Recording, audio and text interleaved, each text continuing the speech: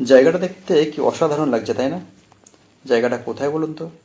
এটা হচ্ছে তারাপীঠ মন্দিরের সামনে যে বড় রাস্তাটা চলে গেছে, সেই রাস্তারই ভিডিও। আর আমি হচ্ছে তারাপীঠ মন্দিরের সামনে মা তারা রেসিডেন্সি হোটেলে, সেখান থেকে এই ভিডিওটি করা। আর এটা হচ্ছে সেই তারাপীঠের মহাশ্মশান। অ্যাকচুয়ালি আজকের ভিডিও কিন্তু তারাপীঠ মন্দির বা এই মহাশ্মশান নিয়ে নয়। আজকের ভিডিও হচ্ছে আমরা তারাপীঠ থেকে যখন ফিরছিলাম কলকাতার উদ্দেশ্যে, তখন একটি খুব সুন্দর জায়গা আমাদের চোখে পড়ে গেল। সেই জায়গা নিয়ে আজকের ভিডিও। এছাড়া এখানে একটি খুব সুন্দর জায়গায় আজকে আমরা দুপুরে লাঞ্চও করেছিলাম, সেই রেস্টুরেন্টের সন্ধানও দেবো আজকে তোমাদের। এখানে এসেই দেখি এরকম এখানকার আদিবাসীরা এরকম সুন্দরভাবে তাদের নৃত্য পরিবেশন করছে, গান গাইছে। আমরা কিছুক্ষণ তাদের এই নৃত্য ও গান দেখলাম। তারপর আমরা এই পুরো মার্কেটটি কিন্তু পায়ে হেঁটে পরিদর্শন করলাম। বিশাল বড় এই মার্কেটটি, পুরো মার্কেটটি কিন্তু এরকম খোলা আকাশের নিচে। এরকম অসংখ্য ছোট ছোট দোকান বসেছে এবং এই মার্কেটের সমস্ত যা যা জিনিস দেখতে পাচ্ছেন সমস্ত কিছুই কিন্তু এখানকার স্থানীয় মানুষরা তাদের নিজেদের হাতে তৈরি করেছেন এবং এই হাটে নিয়ে তারা বিক্রি করছে। এবার জানতে ইচ্ছে করছে মার্কেটটি কোথায়, তাই তো? মার্কেটটি হচ্ছে শান্তিনিকেতনে। তারাপীঠ থেকে যখন আমরা ফিরছিলাম শান্তিনিকেতন হয়ে, তখন এই মার্কেটটি চোখে পড়ে গেল। আর এই মার্কেটের নাম হচ্ছে সোনাঝুরি হাট। পুরো হাটটি এরকম খোলা আকাশের নিচেই রয়েছে।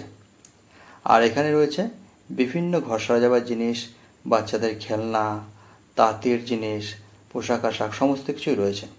এরকম শান্তিনিকেতনের বিখ্যাত তাঁত এবং তাদের পোশাক সমস্ত কিছু এখানে বিক্রি হচ্ছে খুবই রিজনেবল দামে।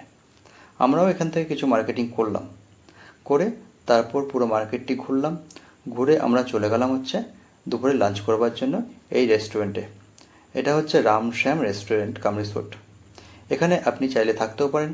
এখানে কিন্তু পার নাইট আপনার খরচ পড়বে থাকার জন্য এই 2200 থেকে 2500 টাকার মধ্যে। তবে বিভিন্ন রকম রেঞ্জ আছে, গিয়ে একবার জেনে নিতে হবে।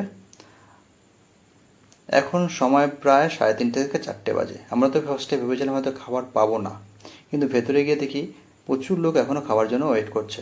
মানে এখানে খাবার জন্য কোনো সমস্যা নেই, সে যতই দেরি হোক না কেন আপনি খাবার পেয়ে যাবেন। আর এখানকার খাবারের মেনু আমি দিয়ে দিচ্ছি, একবার দেখে নেবেন।